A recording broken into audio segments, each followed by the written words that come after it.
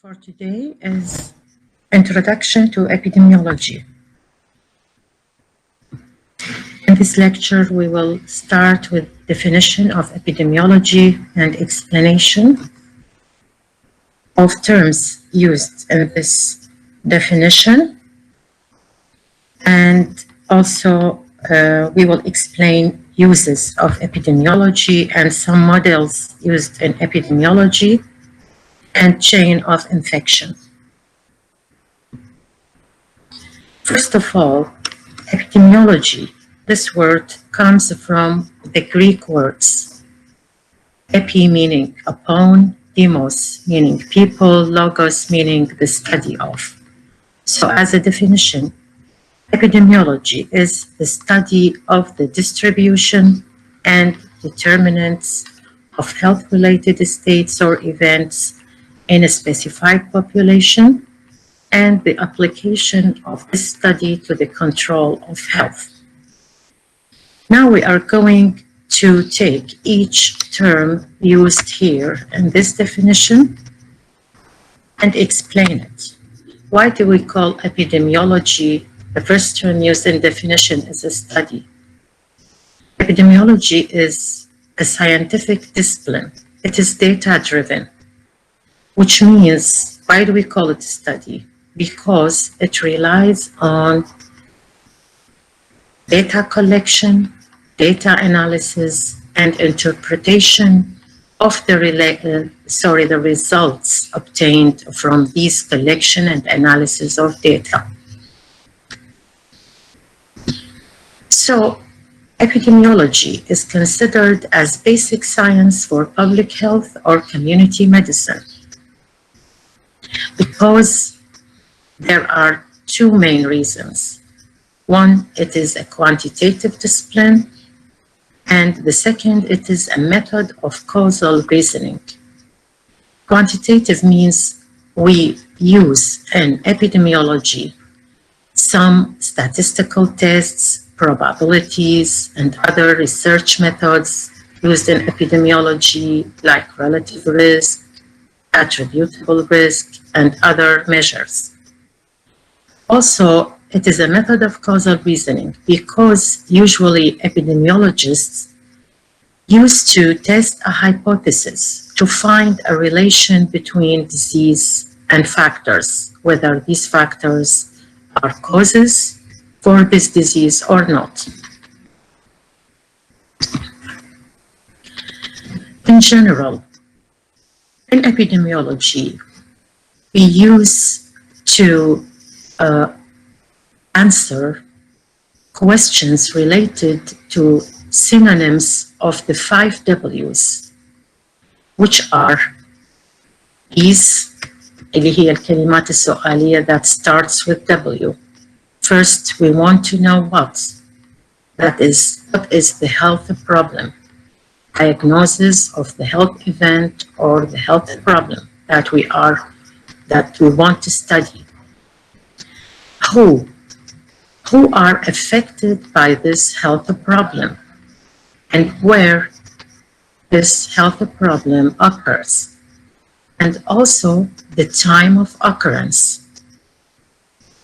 The other important also questions that we want to answer by using epidemiological studies is why and how the disease occurs. And these words usually answers about the causes, risk factors of the disease, and also modes of transmission. The second word used in definition is distribution. So, as a definition of epidemiology, it is the study of the distribution. Distribution includes both frequency and pattern of health events in a population. By frequency, we mean how many cases of a certain disease under study are present in a certain population or in a certain group of people. So It means the number of health events or of a disease or of a health problem. For example, number of cases of meningitis, number of cases of diabetes in a certain population. And of course, we not only take the frequency or the number of cases, but we also take a reference group or the size of the population from which these cases are taken. So by this, we will have a rate. A rate could be incidence, prevalence, or other rates that are used to compare the state of disease between different populations or different groups.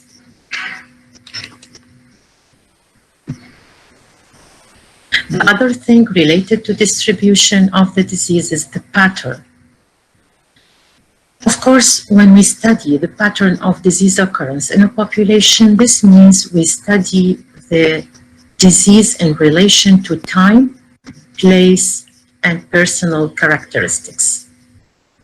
Regarding time, we either study the disease in terms of years, that is annual, or seasonal pattern, or weekly, so that we are studying the disease by months, by weeks, or by days, or even by hours, when we have, for example, an epidemic or outbreak of food poisoning or any other disease. Also, the place pattern means the geographical variation of occurrence of disease. So we study the disease in relation to its place of occurrence, whether the place of residence, of work, or we may also classify persons into urban, rural, and so on. The other variable used when we study patterns of occurrence of disease is the personal characteristics. Any variable related to person, such as age, gender, socioeconomic status, lifestyle behaviors, and all these pattern occurrence are considered as descriptive epidemiology. So when we describe the disease in relation to time, place, and person, this means we are using descriptive epidemiology, which is one model, of course, of epidemiological study.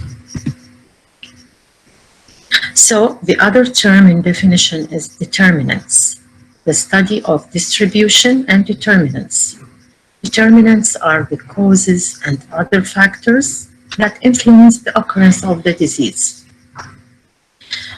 Because we know that disease does not occur randomly in a certain population. There must be a certain factor or a risk factor, a cause that make the occurrence or lead to occurrence of this disease. For example, a group of people that have a high rate of lung cancer or population with high rate of lung cancer, there must be a cause for this high rate, like, for example, smoking.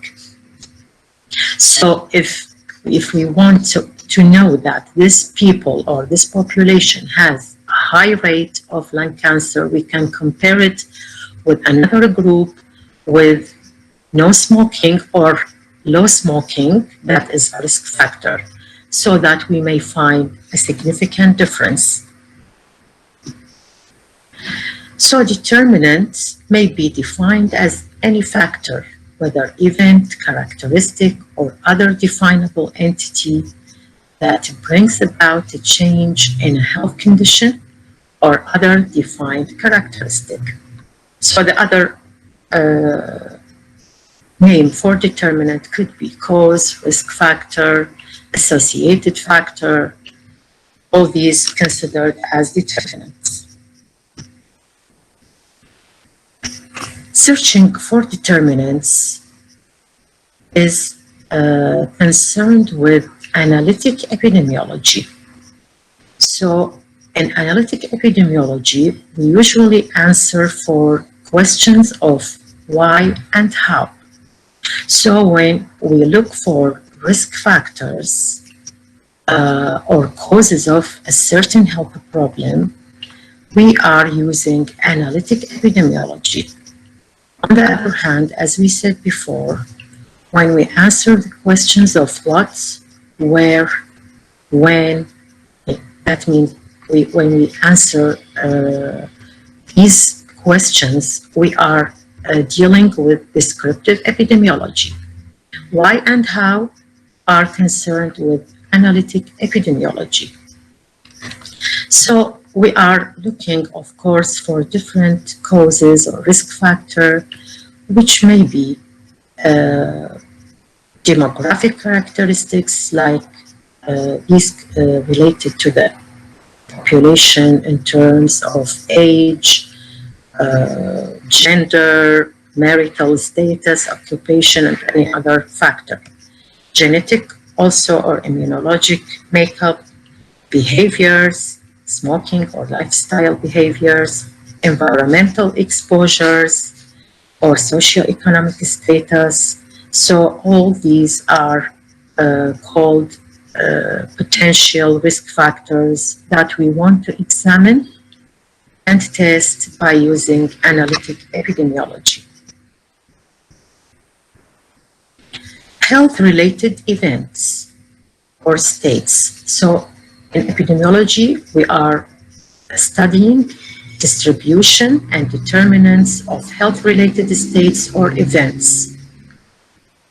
This may be seen as anything that affects the well-being of a population. Usually, epidemiologists use the term disease when they want to talk about a health-related state or events. They use the word disease for simplicity as a shorthand for a wide range of health-related states or events under study.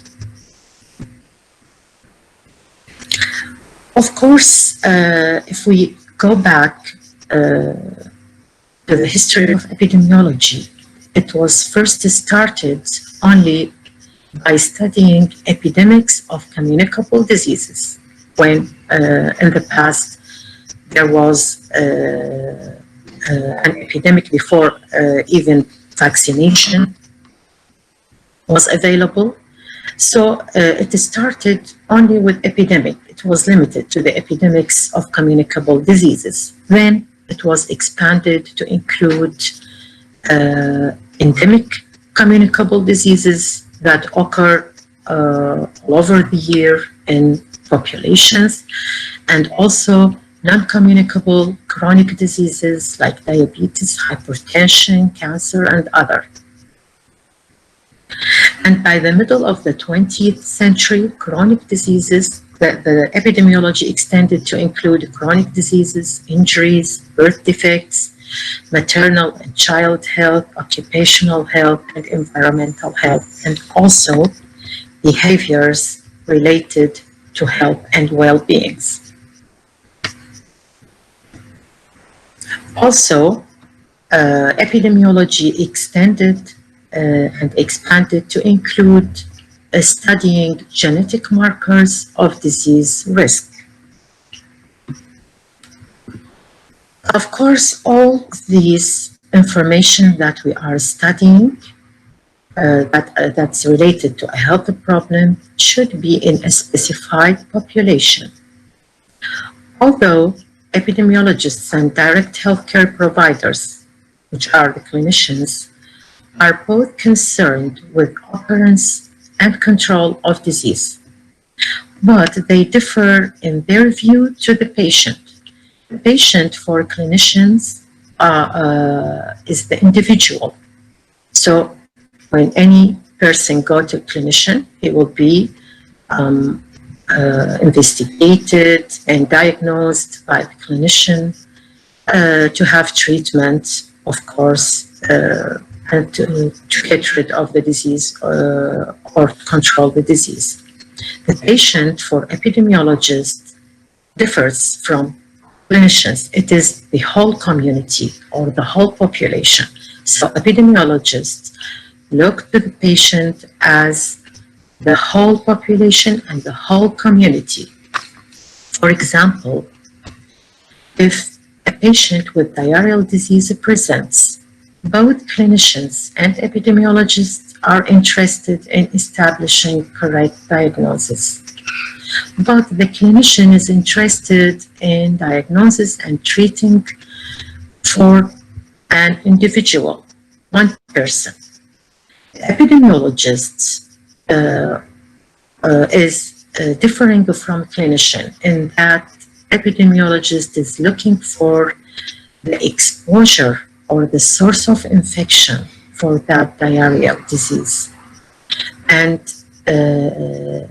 he or she is also looking for other persons affected with the same disease or having similar symptoms so that they can find preventive or control measures to prevent further spread of the disease. Of course, as we said, epidemiology is a study of a health problem in a specified population, but that is not all its job. It is also extended to applying the knowledge gained by studies to community-based practice.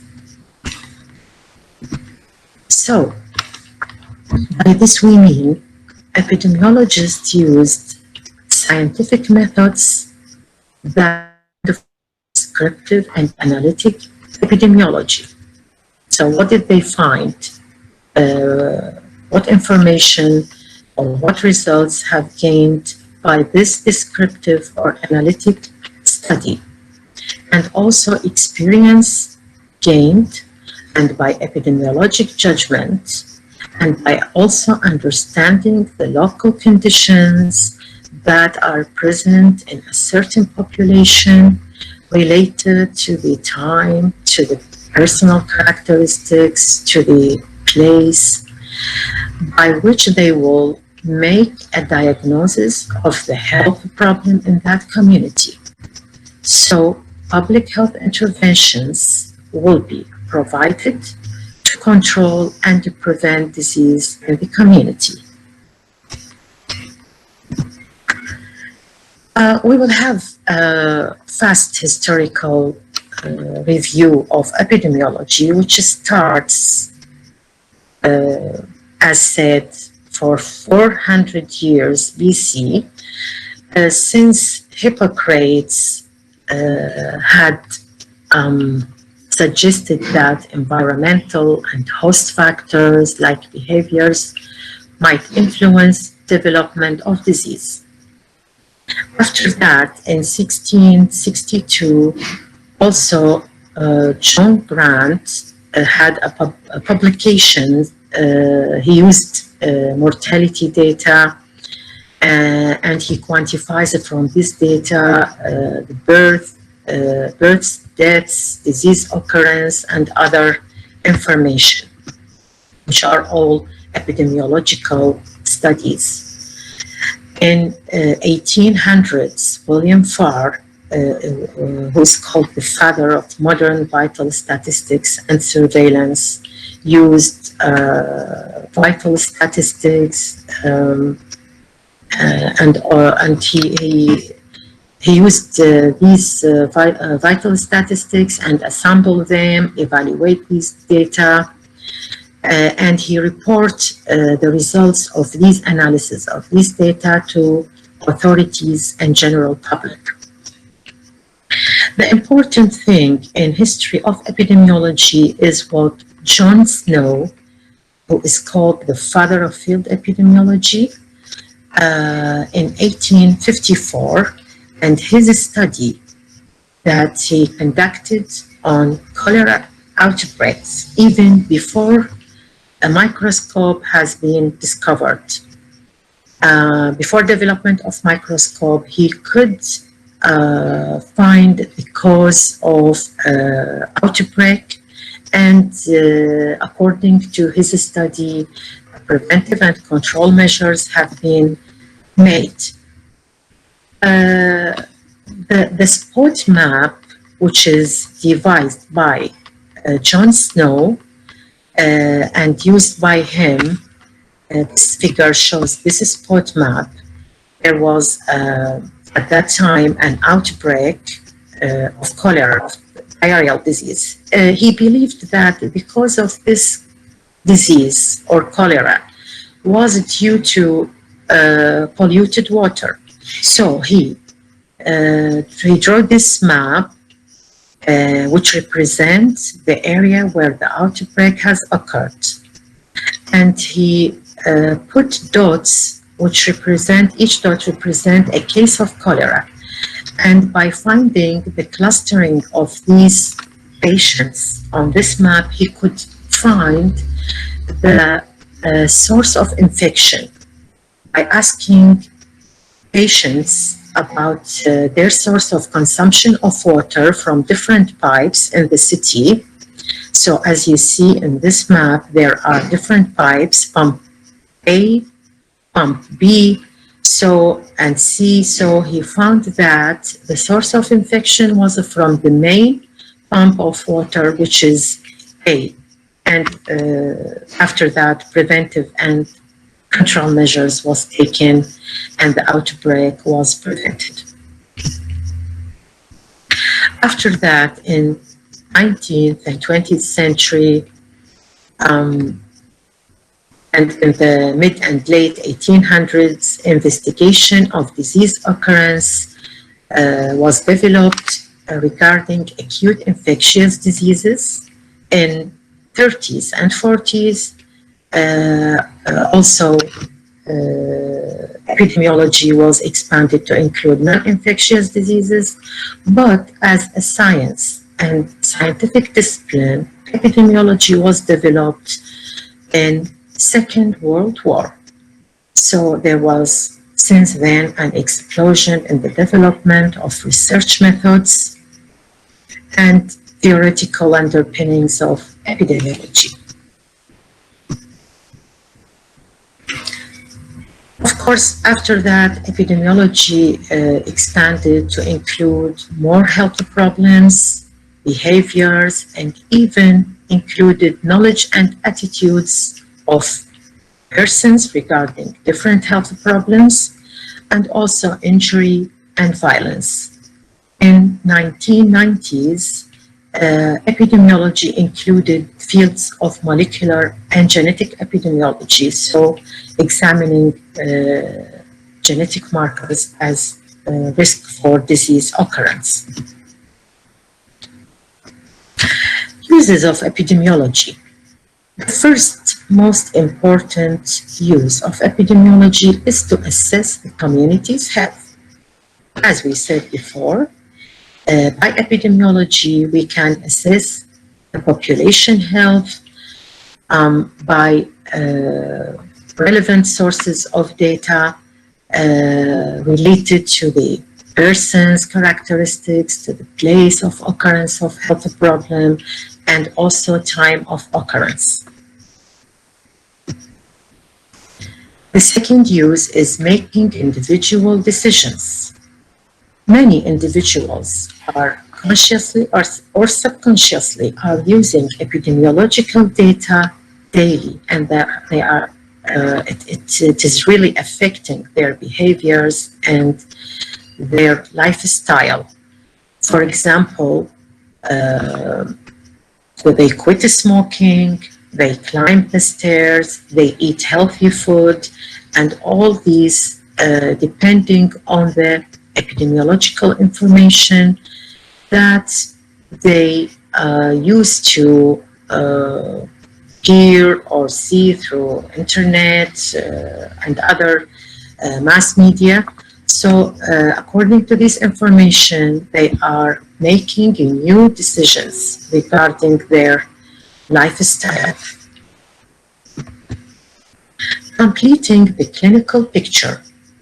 Epidemiologists contribute to physician understanding of the clinical picture and natural history of disease. because by studying disease occurrence, disease determinants in populations in relation to different variables and factors, they are providing new information to the physicians, to the clinicians, so that they can modify their way of diagnosis, methods of diagnosis, of investigation, and treatment according to this information. Searching for causes. Of course, the majority of epidemiologic research aiming to finding causal factors that affecting or influencing risk of disease. For example, in 1999, by an epidemiological study, they found that there is increased risk of intussusception with the vaccine of rotavirus. So consequently, according to this information, there was a preventive measure or control measure, which is withdrawal of the vaccine, because this condition was a potentially life-threatening condition. Epidemiologic approach. The practice of epidemiology, as we said, relies on a systematic approach. So simply, epidemiologists, they count, divides, and compares. So first, they want to find the frequency or the number of cases of a certain health problem in the population.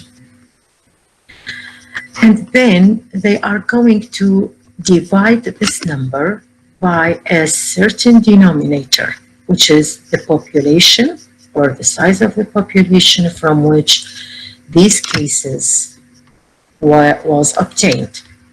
And then they compare the rates between different populations.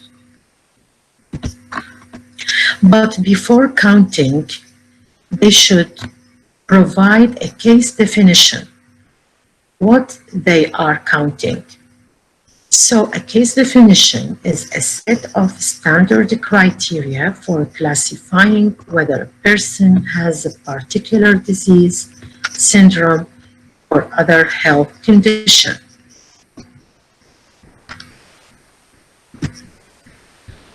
Descriptive epidemiology. I think you had an idea about from the previous information we had in our lecture about descriptive epidemiology.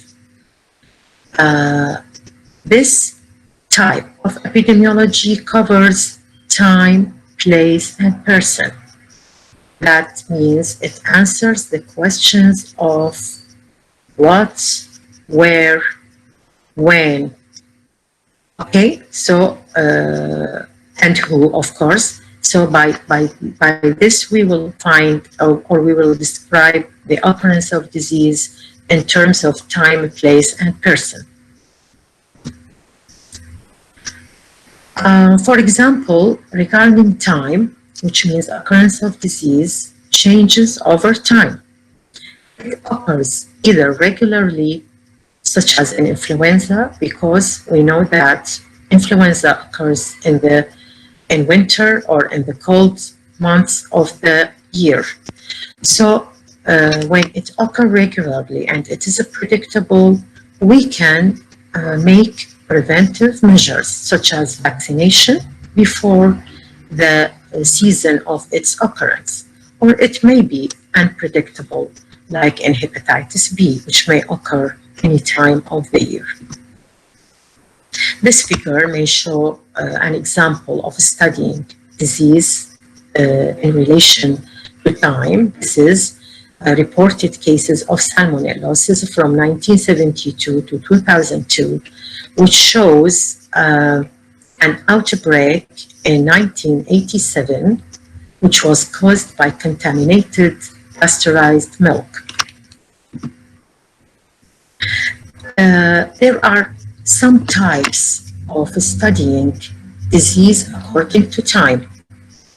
The first type is called secular or long-term trends. This means we are studying disease over years. So it is graphing annual cases or rates of disease over a period of years, as in the previous example or figure. Seasonality, here disease occurrence is graphed by week or month over the course of a year or more to show its seasonal pattern, like an influenza or other infectious diseases. Day of week and time of day. Sometimes when we have a disease that occurs for a short period of time, we may do figure to study the disease in relation to time by weeks or even in days or in hours. Epidemic period, another type of studying disease in relation to time. This is to show the time course of disease outbreak or epidemic. Of course, you will have a lecture about epidemic or outbreak, a separate lecture regarding this epidemic. The second variable that used in descriptive epidemiology or in person, place, time model is the place. Here we describe the place of occurrence of disease either in terms of place of residence, place of work, or we may categorize persons according to place into urban, rural, and other places. The other variable is personal characteristics. As we said before, they either inherent characteristics like age, gender, race, ethnicity, or biologic, related to immunity status or nutritional status, acquired, like marital status, occupational status, education, activities, or medications, smoking, drugs, and socioeconomic status. On the other hand, analytic epidemiology, as we said, answers the questions of why and how. Why the disease occur in a certain population and not in another population, and how the disease, for example, how the disease was transmitted. So by descriptive epidemiology, as we said, when we describe the disease in terms of person, place, and time, we will develop a hypothesis. This hypothesis will be further studied and tested by analytic epidemiology to look or find the causes, risk factors, and mode of transmission of the disease. So analytic epidemiology concerned with search for causes and effects, or why and how. And also it quantifies the association between exposure and outcome and test the hypothesis about causal relationship. Of course, you are going to take epidemiological studies in details, but in general, epidemiologic studies fall into categories: experimental and observational. Observational are further divided into most important type of studies, which are cohort studies, either follow-up or retrospective cohort, case control studies, and cross-sectional studies. Some of concepts or most important concept of disease occurrence is causation. So the other model that used in epidemiology related to causation of disease is the model of causation, which is called epidemiologic triad or triangle. This is traditional model for infectious diseases mainly. It consists of three variables, agent, susceptible host, and environment that brings the host and agent together. So, of course, these three variables, they interact in different ways among different diseases. Interaction between these three variables will lead to occurrence of disease. So, the public health measures usually for control and prevention of disease are done for one of these variables. So we are not doing control measures for the agent and the host and the environment at the same time. We may do, for example, vaccination, that is control measures related to the host, or we may do eradication of the agent. This is for the causative agent, for example, and so on. This model, agent-host environment, is usually put like a triangle, as you see in this figure, in either of these two forms. So the agent is mainly infectious microorganism or pathogen. Of course, this agent may cause the disease depending on its pathogenicity, that is, ability to cause the disease, and its dose. So not necessarily that any agent or infectious microorganism that, may cause the disease, because if it is of low pathogenicity or of low dose, it may not cause occurrence of the disease. Other things that can be considered as agent for disease are chemical and physical factors or injury that may be also agents or causes for disease or occurrence. The other variable in this model, which is the host.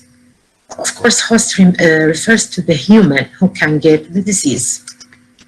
So the host has many factors which may be intrinsic to the host, sometimes called risk factors, and can influence individuals' exposure, susceptibility, or response to a causative agent. So, for example, if we have regarding infectious agents or infectious diseases among children, if the children are immunized or vaccinated against certain infectious disease, they will not have the disease, of course. So they are exposed to the disease, but they are not susceptible. So susceptibility or response to a causative agent are affected by the host characteristics. For example, genetic composition, nutritional status, immunological status, anatomic structure, presence of disease, medication, and psychological makeup of the person. The other variable in the epidemiologic triangle is the environment, which means the extrinsic factors that affect the agent and opportunity for exposure. This could be physical factor like climate, geological factor, or biologic factor, for example, the presence of certain insects in the environment like mosquitoes in case of malaria, and socioeconomic status like crowding, sanitation, availability of health services. Chain of infection. Chain of infection means that transmission of the disease starts when agent leaves the reservoir or the host, which may be infected person, infected animal, or any reservoir, leave the host through portal of exit, and then it conveyed mode of transmission to get into a susceptible host through portal of entry. All these terms we use are called chain of infection. So the chain starts from the reservoir. The reservoir of an infectious agent is the habitat in which the agent normally lives, grows, and multiplies, which include human, animals, and environment. Human reservoir, which means that diseases transmitted from person to person, either through direct contact or through, for example, droplet infection and other methods of direct infection. So diseases transmitted from person to person are sexually transmitted diseases, measles, mumps, streptococcal infection, and many respiratory pathogens. An important human reservoir is a carrier. Carrier is very important in this chain of infection because a carrier is a person with inapparent infection, and he is capable of transmitting the pathogen to others. So there are different types of carriers, either asymptomatic or passive or healthy carriers, that is a person who got the infection but never had symptoms of the disease. Incubatory carriers, the carriers or the person who can transmit the disease through incubation period, such as in measles, before the rash appears, the person can transmit the disease. Convalescent carrier, the person can transmit the disease during convalescent period after recovery from the disease. Chronic carriers, on the other hand, they are patients who remain transmitting the disease for months or even years. The other is animal reservoir. This is infectious disease that's transmissible under natural condition from vertebrate animals to humans. Of course, this group of diseases that transmitted from animal to man is called zoonosis. So it is mainly transmitted from animal to animal, and human is considered as incidental host. Environmental reservoir could be plants, soil, water. For example, many fungal agents, such as those that cause histoplasmosis, live and multiply in the soil. Portal of exit, for example, many infectious diseases that affect the respiratory tract is an exit, the reservoir through respiratory tract. So this portal of exit usually corresponds to the site where pathogen is localized.